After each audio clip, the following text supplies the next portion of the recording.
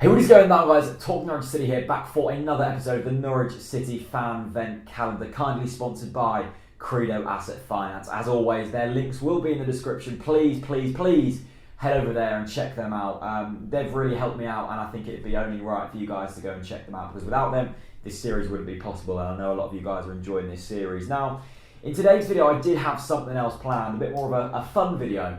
I say fun, this is kind of fun, but I felt after the weekend's proceedings and then the news that came out this morning, I felt it was only right to address them.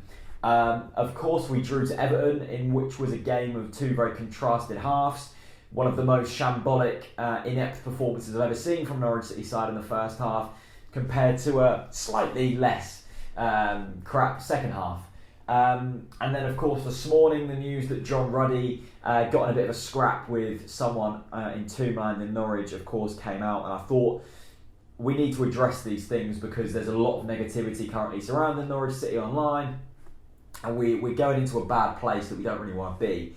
So, we're in the relegation zone due to yesterday's results. Newcastle won, Bournemouth won again. You know, it wasn't a good weekend for Norwich City in terms of fixtures, or results, should I say. The only team that lost below us was Sunderland and Villa. Villa looked down and out, to be honest, and I still think Sunderland might have enough to stay up. But we always knew that this was going to be the case going into the start of the season. You can head back to my season preview, and I said on that if we were sort of hovering above the relegation zone, or maybe just in it, we should be fine.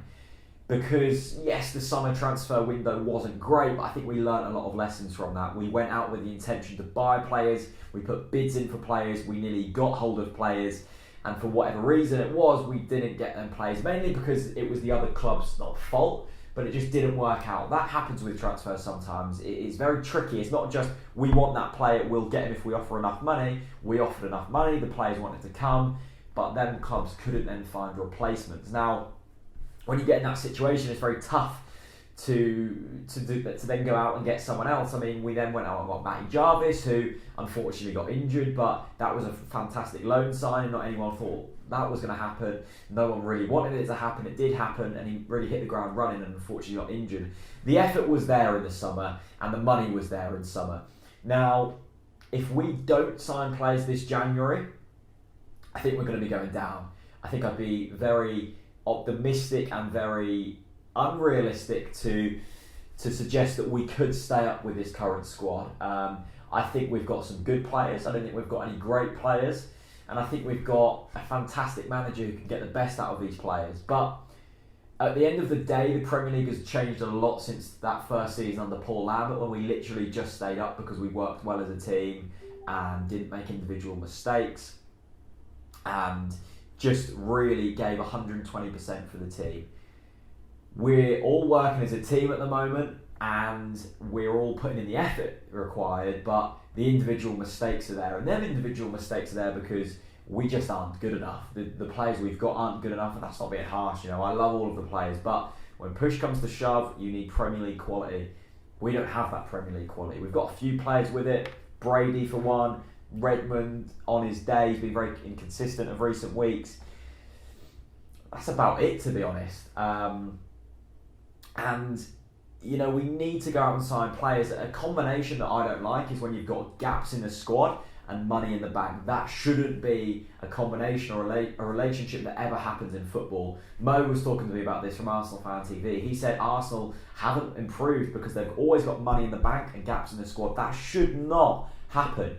If we don't sign players this January, some people at this football club need to take serious looks at themselves, because we should have learned from mistakes. We should have learned from mistakes when we got relegated. Dave McNally famously said, if we get relegated, it'll be worse than death.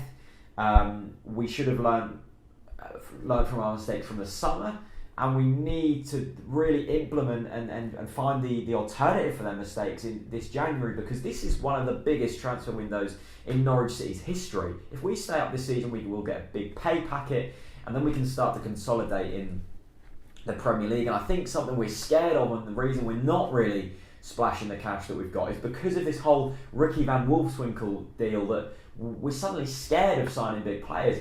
I don't blame anyone at the club for that Ricky Van Wolfswinkel deal. I think maybe you have to look at the scouting system. I think our scouting system's been wrong for a few seasons now, and you know, you can always blame people, but at the end of the day, he had a fantastic scoring record in Europe, and he was put into a team that didn't really work. Ricky Van Wolfswinkel was one of Europe's top strikers at the time, and we picked him up and everyone thought it'd be a good deal. Now, we need to be taking them risks in order to stay in the Premier League. So let's say we splash £9 million on a striker. It could either go just terribly wrong, or it could mean we stay in the Premier League this season. If you don't take that risk, you won't know. If we go out and get some kind of journeyman on loan on the last day of the season, how will we know that we could have stayed up? We need to go out there, we need to spend money. We need to obviously spend that money wisely, but it's better than nothing. We should have had a scouting system in place in the summer when we didn't sign players ready to make a mark this January. Because if we don't make a mark this January, we're going down. And I think it's as simple as that. Anyway, I think that's enough for that. Let's quickly touch on John Ruddy, of course. The video came out via The Sun and the Daily Mail that he was basically got in a scrap with a member of public down Tombland. It was 3 o'clock in the morning. He was drunk. He was with his wife and a few friends.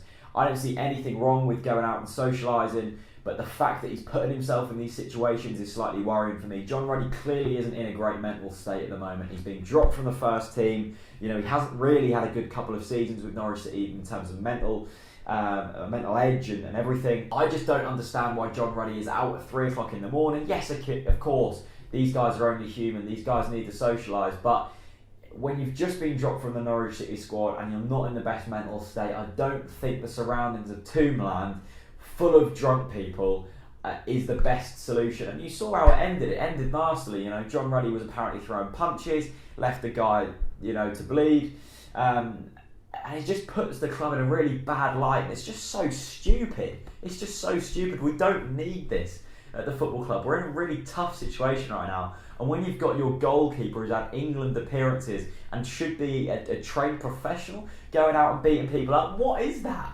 Like, come on, John. Like, I respect you, and I still respect you, and it was probably some kind of cocky idiot who was shouting crap at you. But seriously, why are you doing that? It just doesn't make sense. I'm sure he's regretting it now, but it's not good. It's been in national media. The Daily Mail article had over 1,000 shares in an hour. This has gone worldwide, this story, and it's just really embarrassing for Norwich City.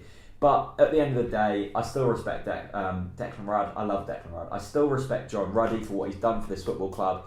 It just seems like this diminishment of him just continues, and I want to see him break out of that very soon. Anyway, this has been a really rambly video. I'm sorry, but I hope you've enjoyed it. If you've watched this far, let me know how you think we attack January, and just stay optimistic. I think if we get players in January, we're staying up.